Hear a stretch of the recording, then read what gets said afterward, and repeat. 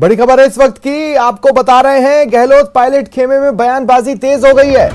देखिए, प्रदेश में युवा लीडरशिप की जो मांग आचार्य प्रमोद कृष्णम द्वारा उठाई गई थी, उस पर सियासत गर्म है। और आचार्य प्रमोद कृष्णम के बयान के बाद मुख्यमंत्री अशोक गहलोत ने भी रिएक्शन दिया है। उन्होंने यूथ लीडरशिप गिनाई है पार्टी की प्रदेश की। उनका कहना है कि अशोक चांदना, सीताराम लांबा, कृष्णा पूनिया में दम है। ये तमाम वो लोग हैं जो सियासत में दमदार अस्तित्व रखते हैं, व्यक्तित्व रखते हैं और राजस्थान के अंदर लीडरशिप देने का दम रखते हैं।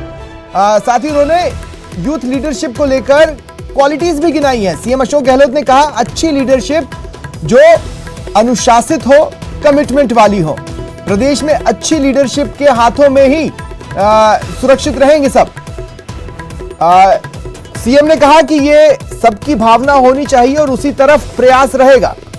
देखिए, आपको बता दें कि आचार्य प्रमोद कृष्णम ने न्यूज 18 राजस्थान से एक्सक्लूसिव बातचीत में सचिन पायलट के पक्ष में बयान दिया था और उन्होंने कहा था कि सीएम गहलोत को अब राष्ट्रीय राजनीति में आना चाहिए और मोदी और शाह की जोड़ी से टक्कर लेनी चाहिए। वो उस लायक हैं, वो उतने सियासी पंडित हैं कि वो रणनीति के लिहाज से उनसे टक्कर ले पाए और प्रदेश में उन्हें युवा नेतृत्व को अब मौका देना चाहिए। सचिन पायलट को अब सीएम बनाने का वक्त आ गया। ये बयान था आचार्य प्रमोद कृष्णम का। उन्होंने युवा की बात की। प्रमोद कृष्णम ने कहा कि कांग्रेस पार्टी की ये रीत रही है कि युवाओं को आगे बढ़ाया जाता है और अब उसका वक्त आ चुका है। इसी पर सीएम अशोक गहलोत ने यह बयान दिया है। अब सीएम गहलोत के बयान के सियासी मायने भी निकाले जा रहे हैं, क्योंकि एक तरफ आचार्य प्रमोद कृष्णम ने साफ तौर पर यूथ लीडरशिप में सचिन पायलट का नाम दिया, जो कि पीसीसी चीफ रह चुके हैं और उन्होंने प्रदेश में जब कांग्रेस विपक्ष में थी 2018 के चुनावों के पहले तक पीसीसी चीफ के रूप में कांग्रेस को न केवल बीजेपी के मुकाबले में लाया, बल्कि इस पोजीशन पर लाए जहां पर बीजेपी, जो कि 163 सीटें जीती थी उससे पिछले चुनावों में सरकार बनाने के लिए, उन्हें 163 से विपक्ष में ढकेला, वो भी 72 पर सिमटाकर। तो इसमें जो प्रमुख रणनीतिकार थे और जिन्होंने प्रमुख तौर पर सड़कों पर स्ट्रगल किया था, वो थे सचिन पायलट। इनका नाम उन्होंने यानी सीएम गहलोत ने नहीं लिया है। जानना है, सीताराम लांबा है और आप देख रहे हैं कि कृष्णा पूनिया जी जो पद्मश्री भी है, स्पोर्ट्स पर्सन भी रही है, देश का नाम ऊंचा किया है और बाकी साथी सब बैठे हुए हैं युवा साथी। इन तमाम लोगों में दमखम है राजस्थान के अंदर लीडरशिप देने का। मैं उम्मीद करता हूँ कि अच्छी लीडरशिप जो अनुशासित हो, जो कमिटमेंट वाली हो, प्रतिबद्धता होना जरूरी विचारधारा के साथ में, जो देश सेवा का जज्बा रखता हो, जो संवेदनशील हो, इस प्रकार की भावना के साथ में अगर हम लोग राजनीतिक कार्यकर्ता पैदा करेंगे तो मैं समझता हूँ हमारा प्रदेश का ज़्यादा भला होगा। हम अच्छी लीडरशिप को आने वाले वक्त के अंदर प्रदेश अच्छी कमिटमेंट लीडरशिप के हाथों में सुरक्षित रहे, ये हम सबकी भावना होनी चाहिए। उसी तरफ हमारा प्रयास रहेगा।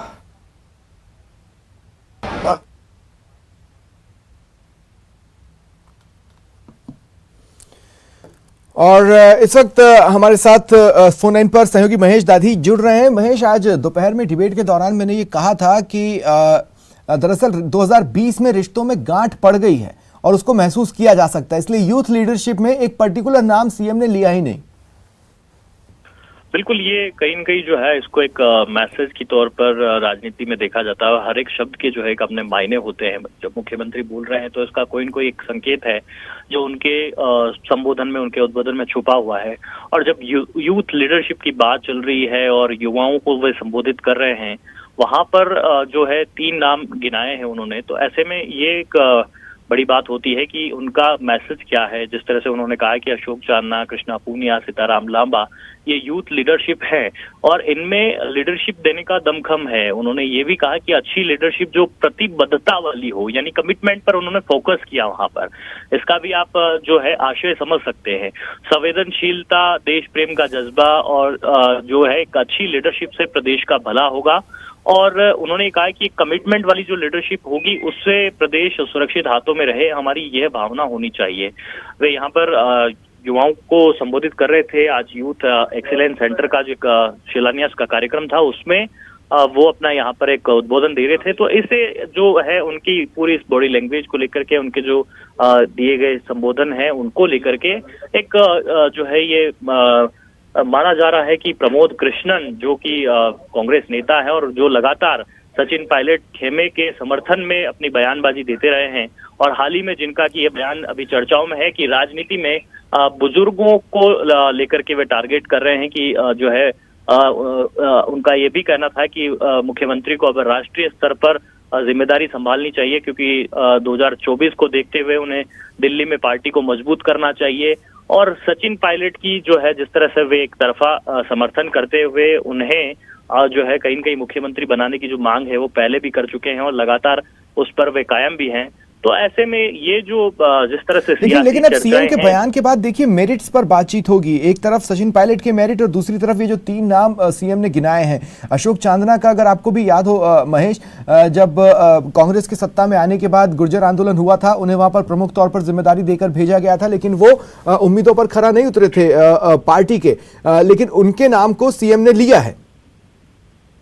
देखिए बिल्कुल, और निश्चित रूप से अशोक चांदना को लेकर के भले ही किस तरह की जो है बात यहाँ पर उठती हो, लेकिन जो है जिस तरह से मैसेज देने की कोशिश की गई कि वो खुद एक खिलाड़ी हैं, कृष्णा पूनिया के लिए कहा है कि उन्हें पद्मश्री मिला हुआ है, और एक मतलब जो है हर एक व्यक्तित्व को जो है उन्होंने बयान किया है। लेकिन उसमें जो कहीं न कहीं जिस तरह की ये बात सही है कि सचिन पायलट के बारे में जो कोई बात है वो वहां पर उन्होंने नहीं रखी, और जो 3 महत्वपूर्ण नाम है यूथ लीडरशिप को लेकर के वो उन्होंने इस अपने उद्बोधन में गिनाए हैं।